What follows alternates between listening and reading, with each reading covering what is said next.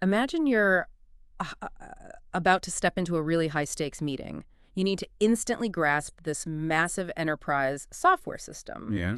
Or maybe you're just, curious about what makes global businesses tick behind the scenes. Right.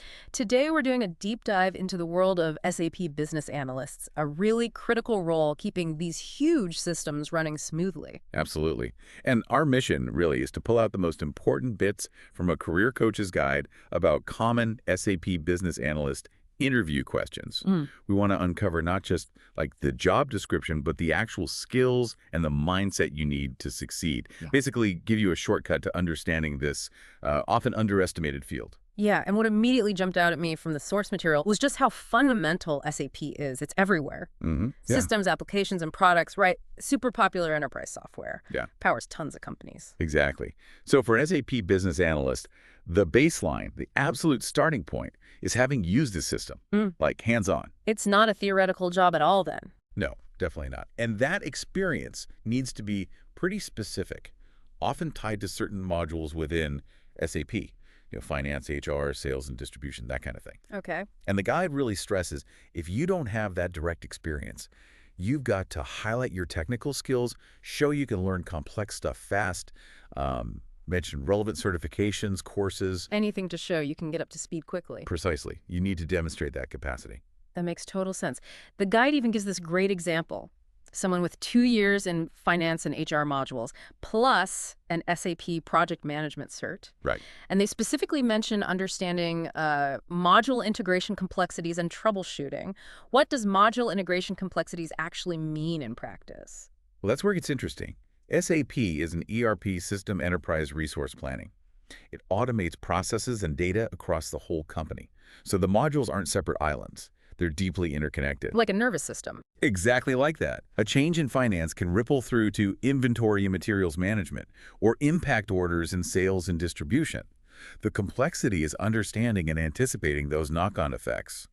A small glitch somewhere could, potentially halt a whole supply chain. Wow. So that foundational knowledge is crucial. Absolutely essential. And it's not like SAP just sits there unchanging, right? The guide hammers home how much the technology evolves. Constantly. It's crystal clear that staying current isn't just like a good idea. It's vital for analysts so their clients get the most value from their huge SAP investment. Yeah. They mention specific versions like 6.0, online courses, interest in cloud solutions, better analytics. And that commitment to continuous learning. That's where it gets really interesting. The real insight isn't just learning new features, it's how that forward-thinking knowledge turns SAP from just a cost into a competitive advantage. Proactive value, not just reacting to updates. Exactly.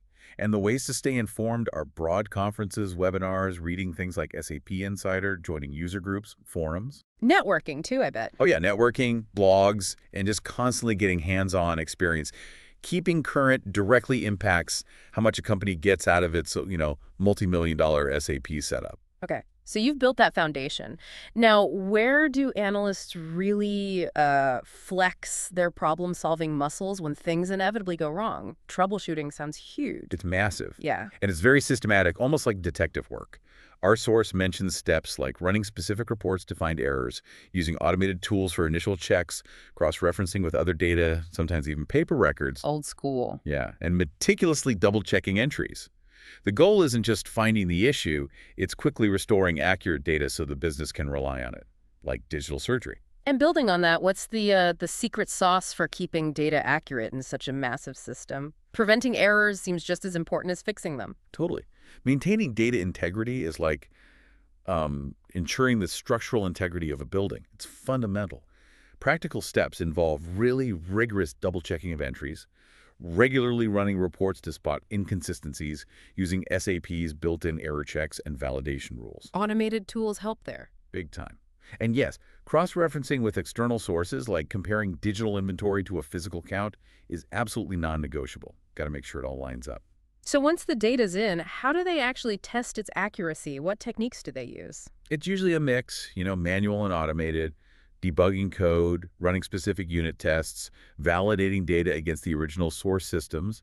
Our source even points out experience with automation testing tools is becoming more important. Right, streamlining the whole process. Exactly. Makes it accurate, but also efficient and repeatable.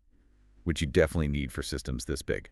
Beyond just fixing things and checking data, it sounds like these analysts are also optimizing the whole system's performance. How do they keep something so complex running smoothly? Yeah, optimization is key. Yeah. They're constantly running maintenance checks, watching how the system's being used to find bottlenecks or areas for improvement. They also set up automated processes to cut down on manual errors and speed things up. And bring in new tools. Often, yes. Implementing new tech or tools to squeeze out more efficiency. The source had that great example. A new data visualization tool cut system, downtime by 25%. Wow, 25% is huge. It really is. So it's not just technical tinkering, it's strategic changes that deliver real, measurable business value. That 25% stat really highlights that they aren't just maintainers, they're driving change. How do they manage those bigger shifts, like major upgrades or new features? It's a very structured process. Starts with deep research into the new features of the upgrade, then lots of discussion with stakeholders understanding needs, potential impacts. Getting everyone on board. Absolutely. Then comes careful planning for the implementation. And this is critical. Extensive testing before it goes live. After launch, they monitor it closely. The guide mentions successes like that 25% efficiency boost, even saving a company over $100K. While still dealing with challenges like compatibility, I imagine. Always. Compatibility is a constant challenge in complex systems. So it's technical skill, but also process and people skills. What about customization requests? Tailoring the system for unique needs. Okay, customization. First step is always, is this feasible? What's the impact? Then really digging into what the customer needs, involving stakeholders again. You craft an implementation plan, but always focusing on keeping the system stable and secure.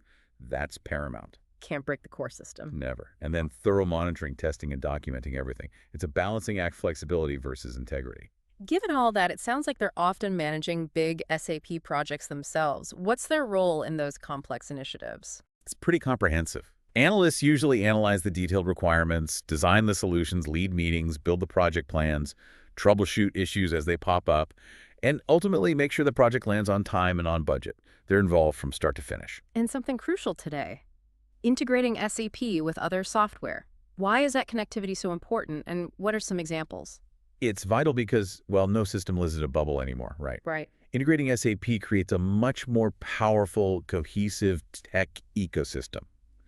Like the source mentions linking CRM systems for better customer data. Sales teams get real-time order status, that kind of thing. Makes sense. Or connecting inventory systems for better tracking, cutting costs, linking other apps for better reporting and analytics. It's all about making data flow seamlessly and breaking down those silos. Okay, so beyond the tech and project management, there's a big communication and critical thinking piece. How vital is creating clear user manuals and training materials? That feels like a totally different skill. Oh, it's incredibly important and honestly, often really challenging. You need that deep system understanding, but also the ability to explain complex stuff simply, often using interactive materials, not just dry documents. How do they approach that? It starts with understanding the users. What do they really need? Then researching the features and planning how to best deliver that information effectively. Because without good training and docs, even the best system won't be used properly. And what about designing reports? How do they turn all that SAP data into meaningful insights for decision makers, not just data dumps? That's all about strategy. First, understand the data sources within SAP. Then, crucially, what's the desired outcome? What questions does this report need to answer? How will the information actually be used? Right, the so what factor. Exactly. Then selecting the right tools in SAP, ensuring compliance with regulations. It's about transforming raw data into actionable intelligence. It sounds like lots of people have opinions on system decisions. That must lead to conflicts sometimes. How do analysts navigate those stakeholder disagreements? It's interesting how technical roles need such strong people skills. Yeah, it really is. They tend to start by just acknowledging conflict is normal, even expected, in complex projects. The key is actively listening to different viewpoints, trying to find creative solutions that work for most people. Finding common ground. Yes, emphasizing open communication, collaboration, understanding different stakeholders have different, often valid goals. Sometimes they're almost mediating. And what if the data itself seems wrong? Like actual business results don't match what SAP is saying. How do they tackle those discrepancies? Okay, that's a critical one. First, analyze the data meticulously to confirm the discrepancy and figure out its scope. Then systematically hunt for the cause. Could be bad data entry, a reporting glitch, maybe a deeper system issue. Root cause analysis. Precisely. Once they think they found it, they develop a plan to fix it. That might involve running specific reports, digging into the underlying data, definitely talking to stakeholders. Then they fix it, and crucially, document everything so it doesn't happen again. Okay, we've hit core skills, projects, communication, problem solving. But there's one last pillar, a non-negotiable one. Security and compliance. How do they keep the system safe and aligned with regulations? This is absolutely paramount, the bedrock, really. Analysts have to stay constantly updated on regulations and security best practices. They run regular maintenance, set up strict user access controls, who can see what. Limiting access. Essential. Plus building robust backup systems, using tools to monitor for threats and vulnerabilities, like a digital guard dog. And a huge piece is educating users on safe practices, because often, human error is the weakest link. So we've really journeyed through the whole world of the SAP Business Analyst. Core tech skills, troubleshooting, project management, data integrity, even stakeholder diplomacy. Yeah, it's a role demanding serious adaptability, sharp thinking, and just a constant drive to keep learning. And understanding all this isn't just for potential analysts, right? It's about appreciating the complex digital engines driving modern business and the skilled people keeping them running. Absolutely. These systems are the backbone, and these analysts keep that backbone strong and efficient. So as you go about your day, maybe think about this. What complex system, maybe one you use every day without thinking, could benefit from a deep dive? Where might hidden efficiencies or surprising insights be waiting?